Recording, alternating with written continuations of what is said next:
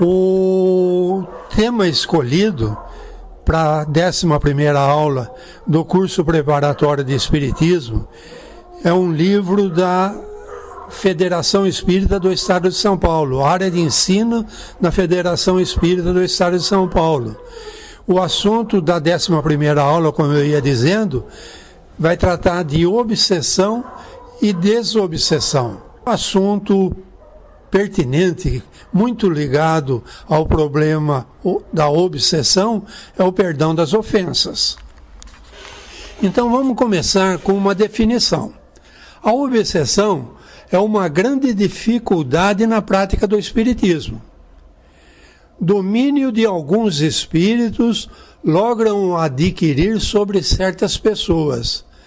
Nunca é praticada senão pelos espíritos inferiores, que procuram dominar o obsediado. Então vamos lá. Todos nós somos médiuns. Uns têm uma mediunidade mais acentuada. Tem os médios com vidência, tem os médios clareaudientes, tem os médios que têm uma percepção mais apurada, mas todos somos médiuns. A maioria de nós somos médios inspirados. Então, ideias são inspiradas no nosso íntimo e nós nem sabemos de onde ela vem. Então, quando a ideia que nos foi inspirada vem de um espírito bom, de um espírito amigo, de um espírito camarada, isso não traz nenhum transtorno. Nós até nos sentimos bem com essas ideias inspiradas pelos bons amigos. O problema, então, é quando essas ideias vêm de espíritos brincalhões, zombeteiros e até mesmo os nossos inimigos do passado. Para a gente dar sequência, vamos fazer alguma definição também do que é um espírito. Então, espírito esse artista aqui nessa gravura, ele foi muito feliz. Ele definiu o espírito como uma luz, um clarão, uma coisa luminosa.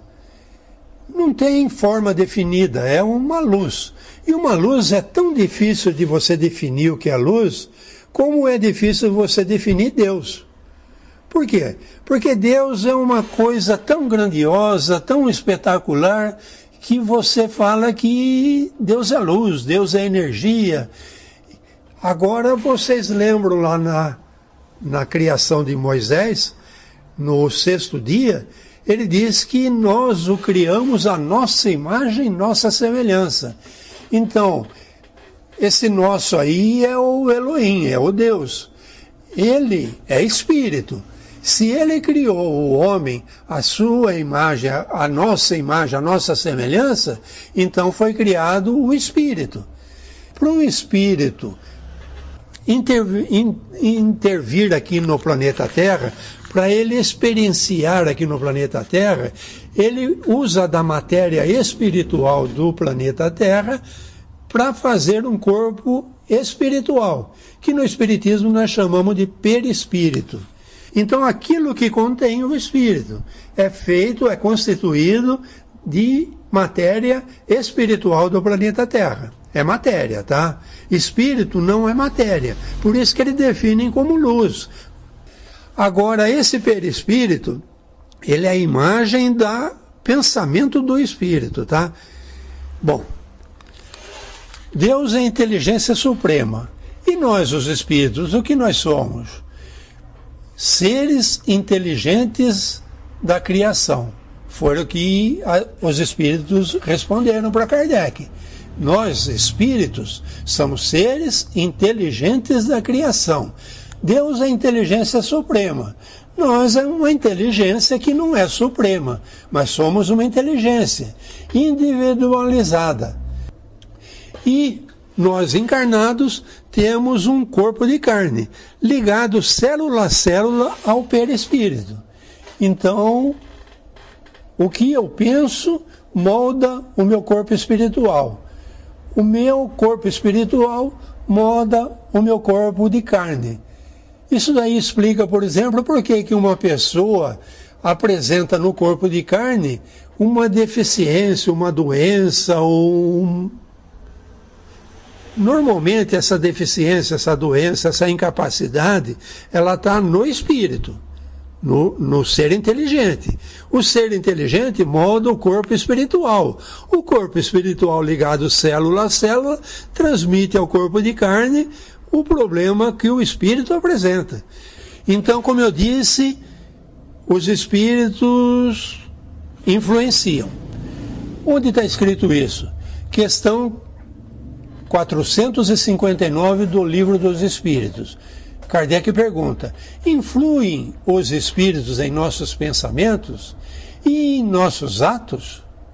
A resposta dos espíritos superiores que se comunicaram com Kardec: mais do que imaginais, pois com bastante frequência são eles que vos dirigem. Opa! Então eu sou dirigido por espíritos. Que legal! Que espíritos são esses? Bom, para vocês terem uma ideia, a população do planeta Terra está em torno de 30 bilhões de espíritos.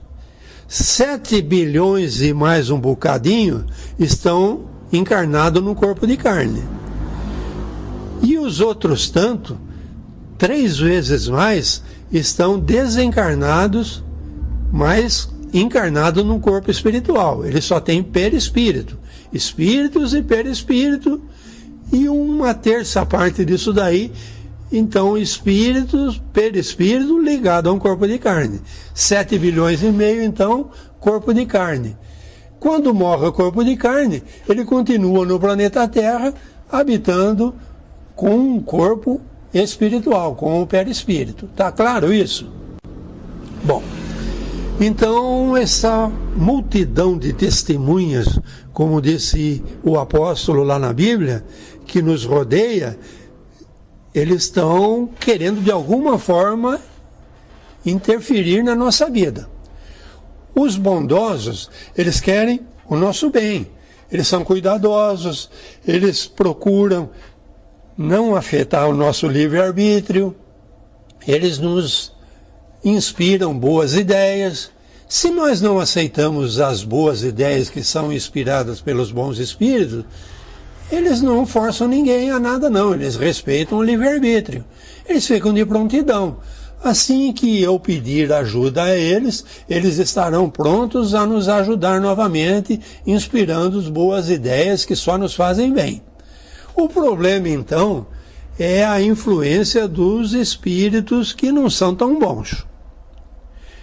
Aí a gente pensa logo nos demônios. Palavra pesada, né? Mas não era. Na mitologia, lá nos antigamente, espírito sobrenatural era demônio. Tudo que era espírito era demônio. Que na crença grega apresentava uma natureza entre a mortal e a divina. Olha que legal. Então o divino, no caso, seria o espírito. O mortal seria o corpo. E o intermediário que ele fala aí seria um perispírito. Então aquele pessoal lá de trás da mitologia, lá dos gregos, lá, sabiam das coisas. E eles chamavam, usavam o nome daimon. Sócrates, por exemplo, dizia que ele era guiado por um daimon. Provavelmente é um espírito muito sábio, porque as ideias de Sócrates são estudadas e admiradas até hoje. Então não era um espírito demoníaco, era um daimon, um espírito que tanto pode ser bom como ruim. Então a palavra demônio tem aí agora uma nova interpretação que só serve para o mal. Mas não é bem isso, tá? Então a gente tem que ver quando ela foi empregada para ver se trata realmente de um espírito obsessor ou simplesmente de um daimon, um espírito, tá? Outra palavra que aparece bastante nas escrituras é Satanás.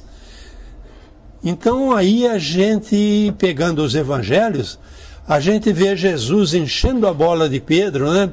Que o Pedro ia ser a pedra de canto lá da construção da nova igreja, Jesus falando de Pedro, e de repente, quando Jesus fala que vai ser entregue para os romanos e vai ser pendurado na trave, Pedro fala que não, que eles nunca iriam permitir, e Jesus fala: afasta-te de mim, Satanás. Então, Satanás significa o quê? Como que Jesus, que diz que ia ser a pedra de apoio da nova igreja, agora é um Satanás? Ele mudou da noite para o vinho? Não. Na linguagem bíblica, Satanás, Satã, significa, na linguagem hebraica, acusador, opositor. Então, nós falamos que os espíritos influenciam. E aí vem a palavra jugo. Então Jesus diz assim no Evangelho: tomai sobre vós o meu jugo, e aprendei de mim, que sou manso e humilde de coração, e encontrareis descanso para vossas almas, porque meu jugo é suave e meu fardo é leve. Isso aparece em Mateus no capítulo 11. Então nós somos direcionados. Agora, pelo que Jesus diz aqui, eu posso escolher, porque ele fala: tomai sobre vós o meu jugo. Porque normalmente, quando nós temos a soberba, o orgulho, a vaidade, nós tomamos outro jugo que não o de Jesus. Porque o jugo de Jesus é o jugo da humildade, da mansidão. E nós que queremos ser vingativos, queremos ser orgulhosos, tomamos outro jugo que não o de Jesus. Só que Jesus é bem claro: o meu jugo é suave e o meu fardo é leve. Se você quer tomar outro, ele também respeita o seu livre-arbítrio. Bom, quando que Jesus falou de corpo espiritual? Vocês, quando forem na Bíblia, em Mateus, no capítulo 22, vocês vão encontrar essa parábola aqui da veste nupcial. Então ele diz assim: o reino dos céus se assemelha a um certo rei, que celebrou as bodas de seu filho, e enviou os seus servos a chamar os convidados para as bodas, e esses não quiseram vir. Depois enviou outros servos, dizendo: eis que tenho o meu jantar preparado, os meus bois cevados já mortos, e tudo está pronto, vinde às bodas. Porém, eles, não fazendo caso, foram para o seu campo, e outro para o seu negócio. E outros apoderaram-se dos servos e os ultrajaram e mataram. Então disse aos servos: calma aí, vamos fazer uma pausa aqui. O que esse cara está falando aqui nessa parábola? Jesus. O que Jesus está falando aqui? O reino do céu se assemelha a um certo rei. Jesus nunca se considerou um rei, então Jesus está falando de Deus. Deus ia celebrar a boda do seu filho. O filho de Deus, pelas escrituras, a gente sabe, é Jesus. Bodas com quem? Com a humanidade. Jesus mandou o seu filho para a terra para uma boda. Uma boda, o que é? Uma aliança com a humanidade. Enviou os seus servos e os convidou para bodas. Isso daí, desde a época do Moisés, desde antes da época de Moisés, desde a época daqueles veteranos do Evangelho, aqueles patriarcas da Bíblia, aquele pessoal já era os convidados de Deus, convidando as pessoas para bodas que iria se realizar. Ok? Isso daí, então, continuou. Jesus já estava encarnado. A boda estava preparada. E os servos estavam convidando ainda. O que aconteceu? A maioria dos cristãos foram perseguidos, foram desdenhados.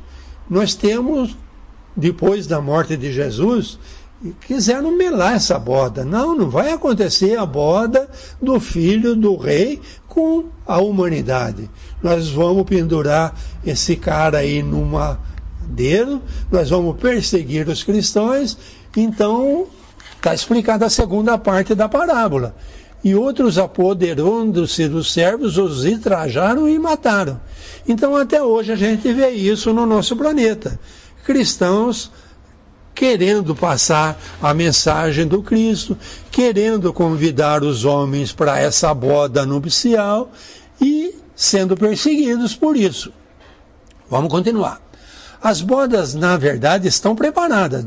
Então o rei está falando. Mas os convidados não eram dignos. E depois as saídas dos caminhos. E convidai para as bodas todos os que encontrardes.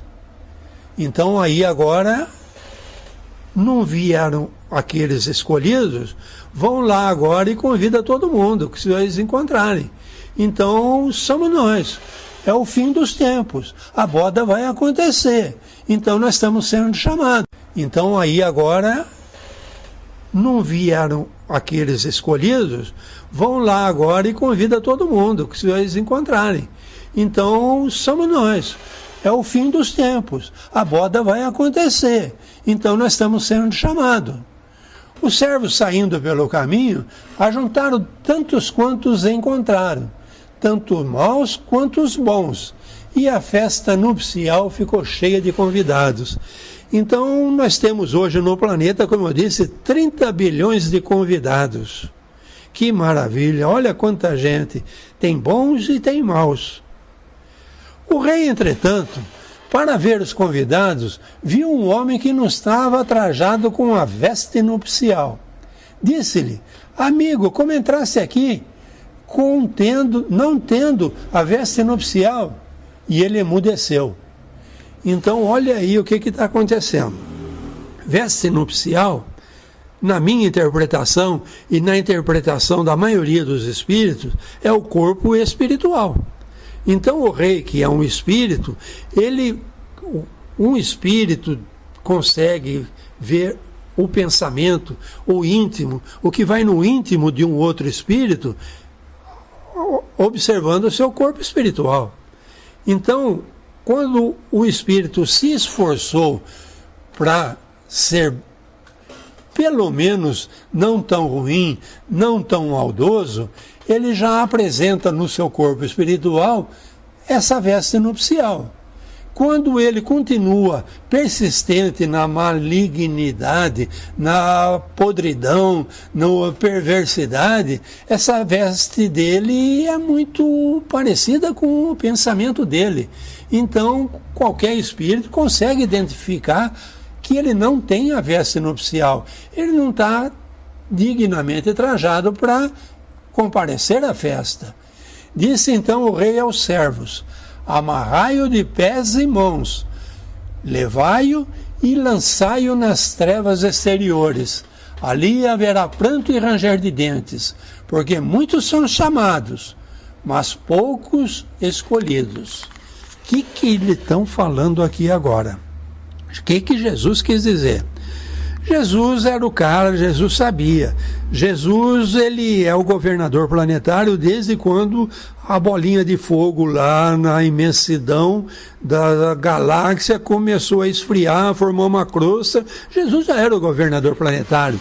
Então Jesus conhece a órbita desse planeta, desse sistema solar e de todos os sistemas que interagem no nosso planetinha.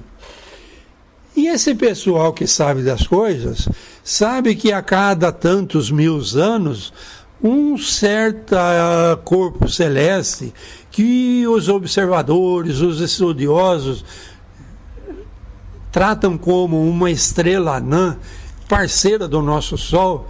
Isso daí é muito comum no universo, tá? Estrelas que têm uma companheira. Elas orbitam uma à outra. E essa órbita, muitas vezes, pode levar milhares de anos para se aproximar uma da outra. Então, essa estrela irmã do Sol, ela, de tempos em tempos, ela se aproxima do nosso Sol. E essa estrela irmã do nosso Sol tem um sistema planetário próprio dela também. E uma das estrelas dessa estrela irmã do nosso Sol é chamado pelos estudiosos de Nibiru. Nibiru, então, é um planeta maior que o planeta Terra.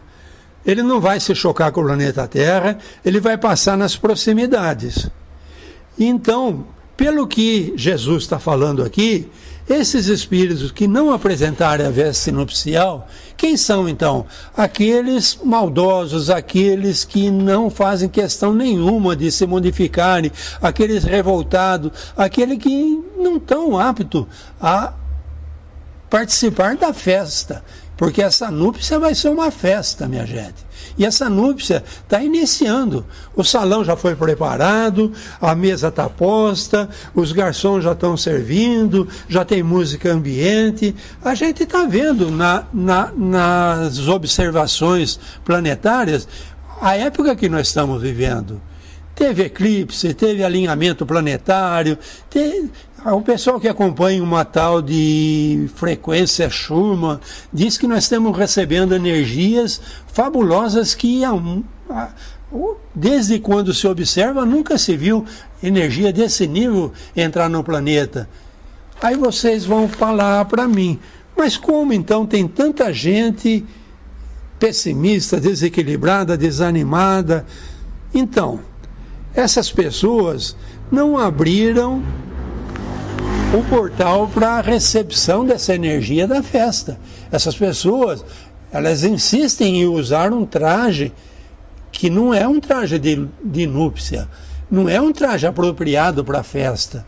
A festa está pronta. Só vai participar da festa quem tiver otimista, quem tiver com esperança, quem tiver animado, sabendo que Deus nunca erra, que os fins do tempo chegaram, que agora é a época da transição. Transição do planeta? Negativo. O planeta é um reflexo de todos os seus habitantes. Então, aqueles 30 bilhões de inteligências que fazem parte do planeta vão passar por uma transição. E o planeta vai ficar muito melhor, porque o planeta vai ser constituído de bilhões de espíritos que fizeram uma transição e estão em franca regeneração. Entenderam então qual é a festa, entenderam então o que vai acontecer com esses reticentes, esses maldosos, esses que não querem, são teimosos, são revoltados, são desanimados, são depressivos, eles não querem, eles queriam que tudo voltasse a ser como sempre foi. Negativo, a festa vai acontecer. Esses, infelizmente, ou felizmente, não sei, porque Deus nunca erra, Deus é a inteligência suprema, a bondade suprema. Ele vai amarrar com pés e mãos, sim, porque vai ter que atender a ordem que Deus está dando a esses servos e lançar esse pessoal para esse Nibiru. Então parece que NASA e esses pessoal que tem satélite em órbita estão observando essa aproximação desse planeta. Mas você vai consultar os sites, você encontra fotografias com tarja. Eles estão escondendo alguma coisa de nós. Por quê? Porque esse corpo celeste já está próximo. E esse magnetismo dele é muito forte. E o que vai acontecer com esse pessoal então? Esse pessoal vai deixar o planeta, mas não vai deixar em corpo de carne, nem vai deixar em corpo espiritual. Esse pessoal vai deixar o planeta em espírito e vão adquirir matéria espiritual do planeta Nibiru para constituírem o seu corpo espiritual com matéria do Nibiru. Então eles vão caminhar para uma treva exterior, porque esse Sol, irmão do nosso Sol, não é tão brilhante. Então são trevas exteriores, porque vai levar milhares de anos até eles se aproximarem do nosso sistema novamente. Ficou claro para vocês? Quem quiser maiores esclarecimentos, por favor, me procure. Ou na livraria, ou na casa espírita, quando ela voltar a funcionar normalmente, ou WhatsApp, Facebook. Mas é a minha interpretação dessa parábola, tá? Então vamos entrar no assunto da aula. Obsessão e desobsessão. Obsessão trata-se da influência oculta dos espíritos sobre nossos pensamentos e ações. Então a maioria de nós somos, a totalidade de nós somos médiuns, todos nós somos médiuns. mas nem todos têm a vidência. Então, nem todos conseguem ver o corpo espiritual, o perispírito do desencarnado que está fazendo essa influência sobre nós. Então, por isso que ele fala, influência oculta. A gente não consegue ver. Alguns médiuns conseguem, mas a grande maioria não. Alguns médiuns conseguem ouvir, a maioria não. Então, é uma influência oculta. Ela existe, eles influem, e eu não sei como, mas acontece. A obsessão consiste na tenacidade de um espírito do qual não se consegue desembaraçar. Isso está no livro dos médiuns, tá? No item 238. Então, a obsessão é quando um espírito me pegou. Sabe aquele inimigo do passado? Vamos dar um exemplo para ficar mais claro. Suponhamos que na última vida eu tenha sido um senhor de escravos, muito vaidoso, muito orgulhoso, e eu estava pouco me lixando para aquela turma que trabalhava para mim, e cometi muitas injustiças e maldades, e prejudiquei muita gente, e aquele espírito desencarnou com muito ódio de mim. Quando eu desencarnei, eu caí na mão deles, eles me acharam e judiaram de mim. Eu me arrependi amargamente e pedi com muito fervor, e foi concedido um novo planejamento reencarnatório. Então estou eu aqui nascendo no interior de São Paulo, tocando minha vidinha, até os 7 anos, então, como eu disse, memória zerada, aprendendo um monte de coisa. É como um computador que foi formatado, tá? Então, aquele novo papai, aquela nova mamãe, aqueles amigos, aquele aparentalha, passando experiências e eu construindo a minha personalidade. A partir dos 7 anos, começa a vir à tona as minhas vivências do passado, que estão lá no meu espírito, e a partir da adolescência mais ainda, e aí esse espírito, que é meu grande inimigo do passado, me encontrou. Então ele fala, mas ele é muito cruel. Não, ele é minha vítima.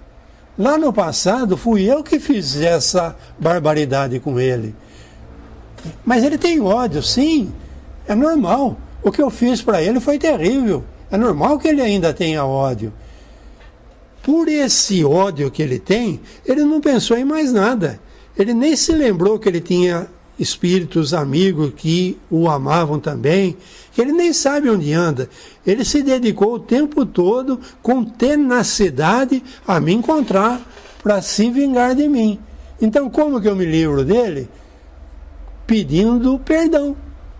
Pedindo, mostrando a ele que eu estou arrependido, que eu estou num novo corpo, numa nova tentativa de acerto, e que ele também deveria procurar ajuda como eu procurei. Então eu peço ao meu espírito protetor que arrume um jeito de conseguir abrir os olhos desse espírito que me persegue com tenacidade, para que ele preste atenção no espírito protetor dele e que um novo projeto seja feito para esse espírito conseguir tocar sua vida, porque ela parou naquele momento que ele desencarnou, naquela situação de revolta. Esse domínio parte sempre de espíritos inferiores. Se ele não fosse inferior, ele não seria tão revoltado, já que os bons nunca exercem nenhum constrangimento sobre os demais. Então, como eu disse, ninguém que nos procura com problemas de obsessão reclama de espíritos bons, porque os espíritos bons são delicados, são amigos, são harmoniosos, ninguém reclama, tá? E eles respeitam o nosso livre-arbítrio. Se nós não aceitamos, eles entendem e ficam na expectativa de uma solicitação de ajuda. Agora, o problema, então, é esses inferiores. Os bons aconselham, combatem a influência dos maus, e se não os escutamos, preferem se retirar. Os maus, pelo contrário, agarram-se aos que conseguem prender. Olha bem, eles não agarram todo mundo, não. Eles agarram aos que conseguem prender. Se chegam a dominar alguém, identificam-se com a vítima e a conduzem como se faz com uma criança. Então, não é tiro e queda, tá? Se conseguem dominar, aí ele se identifica e conduz. Então vamos continuar estudando.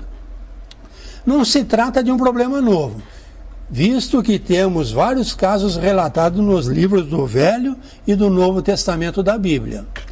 Então, tanto no Velho Testamento como no Novo, nós temos vários casos de perseguição de espíritos que o ser encarnado que está relatando ali na Bíblia não consegue identificar. Pode-se classificá-la, olha que interessante, 3 maneiras apenas: obsessão simples, fascinação e subjugação. Na obsessão simples, o espírito malfazejo impõe-se a um médium de forma desagradável, dificultando a comunicação com espíritos sérios, bons e com as da nossa feição. Então essa daqui todo mundo tem, tá? Todo mundo é médium, todo mundo sofre obsessão simples. Então o espírito que quer se impor sobre nós, ele vai conseguir dificultar a nossa comunicação com os nossos espíritos sérios e bons que querem a nosso bem. Obsessão simples. Vamos no segundo caso, fascinação. As consequências são muito mais graves. Faz um médium aceitar as doutrinas mais absurdas e as teorias mais falsas, como sendo as únicas expressões da verdade, e pode arrastá-lo a ações ridículas, comprometedoras e até mesmo bastante perigosas. Então, como eu disse, as pessoas nos procuram na casa espírita, normalmente com uma obsessão simples, a gente atende com o atendimento fraterno, conversa com elas, pede a elas que compareçam por mais algumas sessões, ouvir as palestras, tomar os passes, e ela consegue controlar essa obsessão simples. Ela passa a saber lidar com essa obsessão simples que todo mundo sofre. Bom, nesse segundo caso já complicou, porque a fascinação, o espírito já conseguiu iludir o médium. Então o espírito que aproveitou uma porta aberta, que normalmente é a porta da vaidade, do orgulho, essa porta aí o espírito entrou. Opa! Então ele já faz o espírito aceitar doutrinas absurdas e teorias falsas. Então ninguém sabe nada. Esse pessoal, mesmo que seja de uma casa espírita, onde esse pessoal tem tanta experiência com espíritos, mas eles não sabem o que o meu mentor falou para mim. Só que ele não sabe identificar que aquele mentor pode ser ou um zombeteiro, ou na maioria das vezes, um espírito muito inteligente que planejou uma forma de vingança e está se fazendo passar por um mentor e pondo na cabeça dele expressões de verdade ridículas. Então o pessoal da casa espírita aí tem uma grande dificuldade para conversar com esse médium. Que o pessoal percebe que esse médium está muito vaidoso, esse médium está querendo ser um grande psicógrafo, maior que Chico Xavier, um grande passista, maior do que Jesus, e está ridículo aquilo. Mas como você vai falar com o médium que está sobre uma obsessão de fascinação? Você vai arrumar um grande inimigo. Você tem que ter muito jeito para tratar com ele, porque na primeira oportunidade ele abandona o tratamento. Esse pessoal não sabe nada, que eu e o meu guia que sabemos a coisa. Bom, aí a coisa pode descambar para o terceiro grau, que é a subjugação. Ocorre um envolvimento que produz a paralisação da vontade da vítima, fazendo-o agir malgrado seu. Esta se encontra, numa palavra, sob um verdadeiro jugo. que pode ser moral ou corpóreo, levando o médium a atitudes absurdas ou atos mais ridículos que se possa imaginar, bem como a movimentos involuntários. Então aí, no caso da subjugação, aquela trama foi tão bem feita, aquele espírito que começou como um mentor, ele conseguiu envolver esse médium de uma tal maneira que o médium ficou subjugado. Ele agora foi dominado. A sua vontade não consegue mais dominar a vontade do espírito. O espírito faz dele o que ele quer. Então agora a gente vê aquele médium que cai no chão estrebuchando, aquele médium que cai no chão imitando uma criança, aquele médium que faz coisas ridículas, né? Então, é um plano muito bem arquitetado de um inimigo do passado que não foi controlado e chegou a esse ponto de subjugação. Então agora vamos falar um pouquinho das portas que a gente abre para a influência desses espíritos obsessores. Um obstáculo absoluto à pureza e veracidade das comunicações, então pureza e veracidade dos bons amigos. Então, se eu tenho problemas reencarnatórios, tendências viciosas, egoísmo excessivo, ambições desmedidas, aversão a certas pessoas, ódio, sentimentos de vingança, discussões, irritações, futilidades, apego ao dinheiro, essas são e etc. Tem outras. Essas são as principais portas que eu acabo abrindo para que esses espíritos obsessores consigam entrar e bloquear a entrada da pureza e veracidade das boas comunicações dos nossos amigos. Então eu tenho que estar sempre olhando, examinando, meditando, vendo se eu não estou apresentando esses problemas principais aí. A maioria deles pega na egoísmo excessivo, na ambição desmedida e aquela vaidade, tá? Apego ao dinheiro, vícios. Vícios é terrível, tá, gente? Quando eu tenho uma vontade absurda de beber, muitas vezes essa vontade não tem nada a ver com o meu corpo. Meu corpo está sofrendo com aquilo. As pessoas falam assim, a carne é fraca. A carne não é fraca não, a carne é muito forte. O espírito viciado naquele entorpecimento que o alcoolismo provoca, faz com que o corpo espiritual apresente essa tendência de vício, e esse corpo espiritual ligado ao corpo de carne faz a pessoa ter a necessidade da bebê, porque tanto o espírito como o corpo espiritual não conseguem pegar num copo e tomar da bebida. Então é preciso do corpo, e o corpo está sofrendo, e o corpo está pedindo ajuda, ele está sentindo tonturas, ele está sentindo ressacas terríveis, ele está pedindo, por favor, pare de beber. Mas o espírito que comanda isso tudo, comanda o corpo espiritual, que comanda o corpo de carne. O corpo de carne está pedindo socorro, mas o viciado fala, não, a carne é fraca. A carne é muito forte, ela aguenta muito. Quem precisa tomar vergonha na cara é o espírito. E controlar o seu corpo espiritual, para o seu corpo espiritual parar de fazer essas influências nos coitado do viciado, que pode ser tanto o alcoolismo, como eu acabei de falar, como as tantas drogas entorpecentes que existem por aí, inclusive os tarja preta, que o pessoal fala assim, não, meu remedinho, sem ele eu não durmo. Cara, você é um viciado, um espírito viciado. Teu corpo de carne não consegue dormir porque você é um espírito viciado que tem um corpo espiritual viciado que não deixa teu corpo de carne dormir. Trata do teu espírito que você vai ver que vai ser mais fácil de você conseguir dormir sem o tarja preta, que todo mês você está procurando uma receita, tá? Desculpe falar, mas tem hora que tem que ser mais direto, né? Vamos lá. Apesar do perigo da obsessão, que pode ser reconhecida de várias características, Kardec afirma que não há nenhum inconveniente em ser médium, de vez que o espiritismo pode servir de controle e preservar o médium do risco incessante a que se expõe. Todo mundo é médium, mas muita gente fala assim, eu não vou no espírito não, que eu tenho medo desse negócio de espírito. Ok, normal, compreensível que se tenha medo. Eu não consigo perceber, eu não consigo ver, eu não consigo ouvir, eu sinto a influência, eu tenho muito medo. Normal.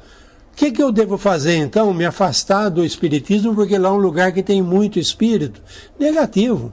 Procure o espiritismo, que é o melhor lugar para você entender o que é espírito e o que é a influência do espírito e como controlar a influência desse espírito. Então, se você está apresentando problemas, você tem outros caminhos. Você tem várias religiões que tratam disso. Você tem vários livros, vários tratados. Hoje em dia no YouTube tem muitos filmes e YouTube está cheio de palestras. Mas o melhor mesmo é você ir numa casa espírita. Porque, como eu falei, ali está cheio de gente que consegue perceber os espíritos e que conseguiram controlar o seu medo. E eles conseguem passar essa segurança para você. Então, não vai ser um tratamento de choque. Aos poucos, por isso que a gente recomenda pelo menos uma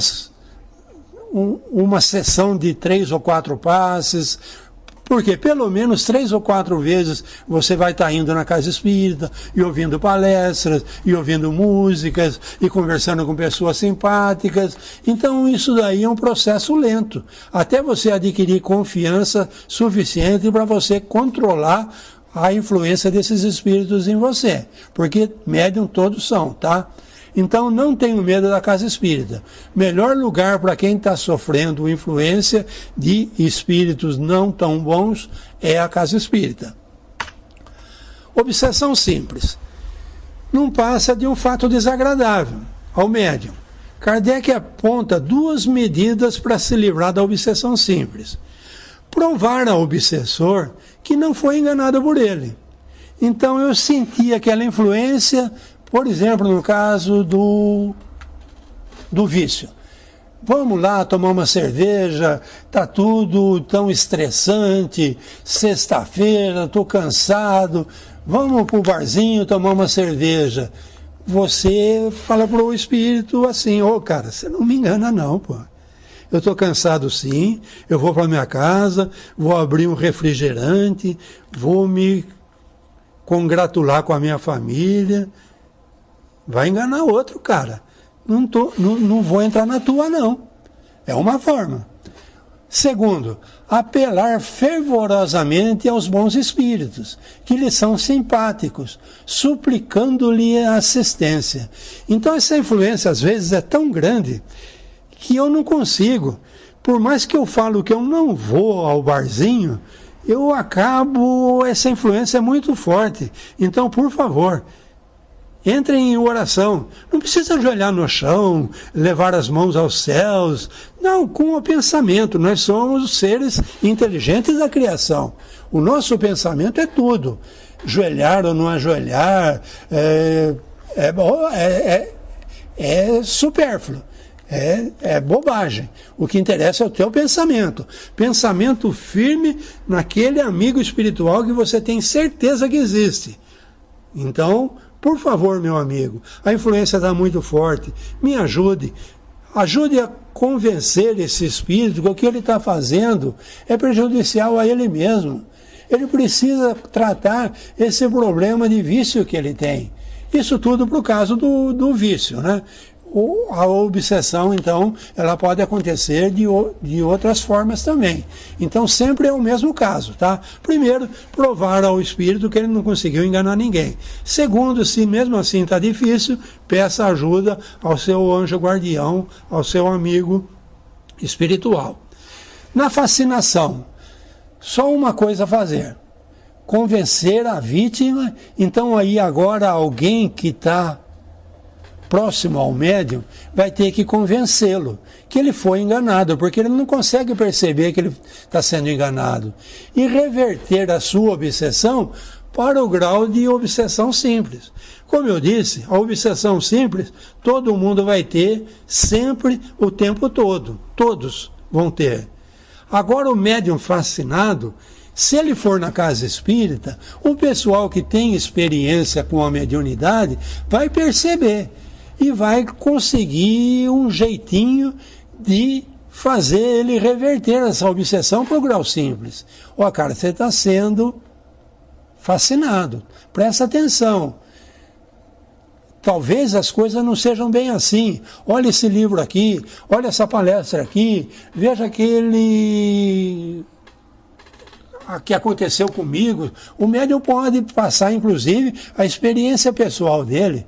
Em tal época, eu tive com um processo parecido ao seu, e eu só percebi. Então, a experiência, isso acontece muito na conversa que existe no atendimento fraterno, tá?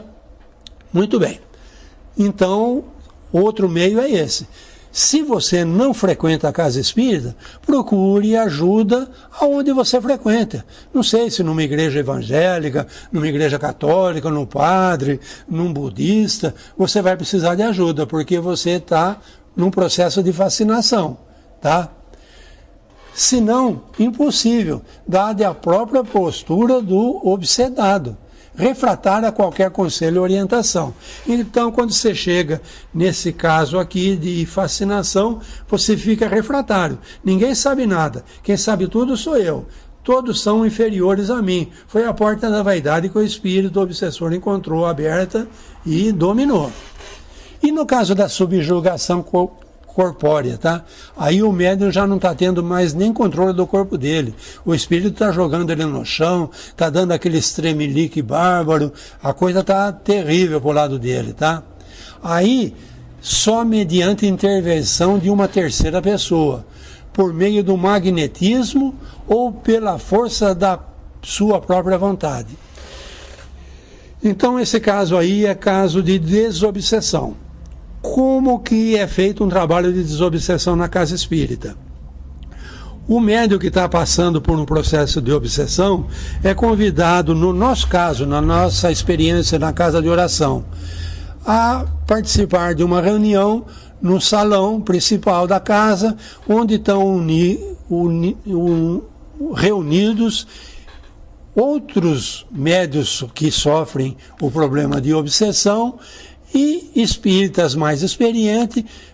Normalmente se usa o livro Evangelho segundo o Espiritismo, muito apropriado para conscientização do médium. E numa sala à parte, estão reunidos numa mesa os médiuns de incorporação. Então, nesse dia, nesse horário, foi tudo planejado, os espíritos fizeram todo um preparo, e esses espíritos que estão subjugando esse médium são chamados a incorporar. E esse médium incorporando esse espírito obsessor que está causando a subjugação, vai conversar com um médium mais experiente, bondoso, moralmente sem tantos problemas, e ele vai conversar e vai tentar mostrar a esse espírito obsessor o quanto ele está perdendo tempo, o quanto ele está deixando de lado a sua própria evolução, que tanto tempo passou, aquele espírito já se arrependeu, que é o médium obsediado, ele está lá agora estudando o Evangelho, querendo modificar, e esse espírito obsessor, com esse pensamento fixo de vingança, parou no tempo, perdeu os laços que ele tinha com todos aqueles que ele queria, que ele gostava. Então, normalmente a gente consegue sucesso nessa fase aí. A gente consegue fazer esse espírito obsessor acordar, e a equipe que trabalha conosco nos trabalhos de obsessão encaminha esse espírito. O problema é o médium. Se o médium não fizer esse reconhecimento, não fechar aquela porta lá que deu abertura para o a obsessão, a subjugação, se aquela porta não for fechada, Jesus, numa das parábolas, ele diz assim: não adianta eu varrer uma sala e não fechar as portas e a janela, porque aquele cômodo limpo vai ser invadido por 7 outros iguais ou piores àquele que habitavam. Então, veja bem, eu tirei aquele obsessor, esclareci, encaminhei. Mas o médium não mudou, aquelas portas todas estão abertas, aquela janela toda estão aberta. Se aquele não voltar, 7 outros vão voltar. 7 na linguagem bíblica não é um número exato, tá? 7 quer dizer muitos. Então esse médium que está passando por esse processo obsessivo, ele precisa se esforçar nas reuniões, no seu meditação, no seu estudo, ele tem que dar um jeito de ele melhorar. Se ele não melhorar, não fechar essas portas, então, por maior sucesso que a gente consiga, o terceiro no caso, eu vou falar da Casa Espírita. Na Casa Espírita, no reunião de desobsessão, tivemos um sucesso total. O espírito foi encaminhado, mas o médium não fechou as portas, acabou atraindo os espíritos obsessores de novo. Trabalho perdido. Por quê? Porque o médium não mudou. Então, imperfeições morais dão acesso aos espíritos obsessores. E o meio mais seguro de livrar-se deles é atrair os bons espíritos pela prática do bem. Ok? Prática do bem. O que é isso? Isso é caridade. Caridade, como eu já tenho dito outras vezes em outras palestras, não é dar esmola. Caridade é se pôr na situação do próximo, é ser amigo, é ajudar as pessoas.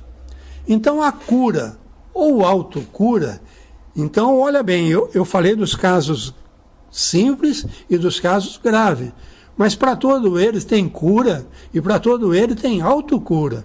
Então, se você não quer procurar a Casa Espírita, onde nós somos especialistas em trabalho de desobsessão, não tem problema. Você pode, ouvindo essa palestra aqui, pensar na tua autocura. Ela implica confiança em Deus, nas forças naturais, vigilância dos pensamentos, sentimentos e palavras, reformulação do conceito de si mesmo. Conceito de mim mesmo? Sim. Filho de Deus, feito à imagem e semelhança, luz, mesmo a luz purinha que é feita a Deus, eu sou feito.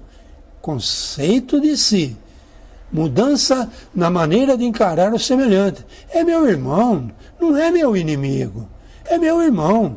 Manter a mente arejada e o pensamento elevado, desenvolver a fé. A fé não é acreditar, a fé é fidelidade. Fé, eu e Deus, nós nos entendemos. Eu sei qual é o plano de Deus. Eu sei que eu estou aqui para colaborar com os planos de Deus. Então existe entre eu e Deus uma relação de fidelidade. Eu conto com Deus e Deus pode contar comigo. Eu vou estar sempre fazendo o possível para continuar o desenvolvimento. Jesus, em Lucas, capítulo 5, após curar, ele advertiu: vai e não peques mais, para que não te suceda coisa pior. O que Jesus está falando aí? Varreu a sala, tranca a porta, tranca a janela, para que ela não seja habitada por outra igual ou 7 vezes pior. É isso que Jesus falou, claramente. Claramente não, que Jesus era tão sábio que se ele falasse claramente, as palavras dele seriam distorcidas. Então ele falou assim, nessa forma espetacular das parábolas, que hoje, com todo o conhecimento, hoje, no início da festa de núpcia, a gente consegue entender melhor. Daí a necessidade da reforma íntima, evangelização das atitudes do que está sendo obsediado. Nossas provas não podem ser suprimidas. Não. Eu tenho essas provas não porque Deus está me castigando. A prova não pode ser suprimida porque esse sofrimento que eu tenho com esse processo obsessivo é o remédio que vai fazer eu curar o meu espírito que está sendo obsediado. Mas na medida das oportunidades, devemos invocar o auxílio dos espíritos superiores. Buscai e achareis, disse Jesus em Mateus, no capítulo 7. Pedis e obtereis. Batei e abrir-se-vos-á. Então aí Jesus está falando, bicho, pede para o teu anjo guardião, teu espírito, amigo, vir te ajudar, tá? Você está precisando. Bate que fomos nós mesmos que provocamos a ofensa. Da veste nupcial, Deus não está vendo o teu corpo de carne, não, cara. Deus está vendo o teu corpo espiritual. Se você está com veste nupcial ou não. Você quer continuar com aquela veste, sei lá que veste que é, aqui não é nupcial? Olha que o Nibiru está passando por aí, tá? Corre o risco de você ser atado de pés e mãos e fazer parte do Nibiru, tá? E justo agora que nós estamos com a festa por acontecer, tanta energia chegando, a mesa posta, tudo pronto para a festa. Agora que era para ser um momento de alegria, está todo mundo aí preocupado, a economia caiu, a pandemia, as pessoas estão morrendo. Ok, está morrendo o corpo de carne.